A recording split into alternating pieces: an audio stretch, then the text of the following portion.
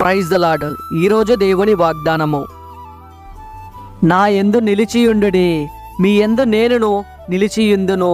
తీగె ద్రాక్షావల్లిలో నిలిచియుంటేనే గాని తనంతట తానే ఎలాగూ ఫలింపదో, అలాగే నా యందు నిలిచియుంటేనే గాని మీరును ఫలింపరు.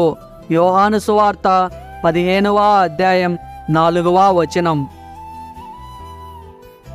వాక్యము విన్నారు కదా. మీ కొరకు చిన్న ప్రార్థన. కళ్ళు మూసుకోండి.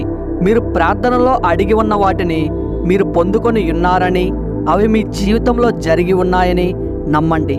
నమ్ముట నీ వశమైతే నమ్మువానికి సమస్తము సాధ్యమే. ప్రార్థన.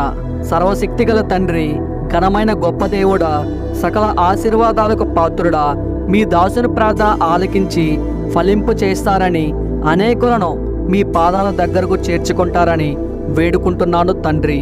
ఓ దేవా, ఈ వాక్యము విన్న ప్రతి ఒక్కరిని ఆశీర్వదించి, ఈ ప్రార్థనలో మోకరించి నాతో ఏకీభవించినటువంటి మీ దాసులను, మీ దాసురాండ్రులను, ఇంకా పక్క కుటుంబీకులందరినీ ఈ వర్తమానం వినిపించి, వారి వారి కుటుంబాలలో ఉన్నటువంటి కుటుంబీకులందరినీ, వారి ఆస్తుపాస్తులను, వారి పశు సంతతిని దీవించి ఆశీర్వదించి ఘనపరచగలరని తమ ఘనతను యేసుక్రీస్తు నామంలో అడిగి వేడుకుంటున్నాం తండ్రి.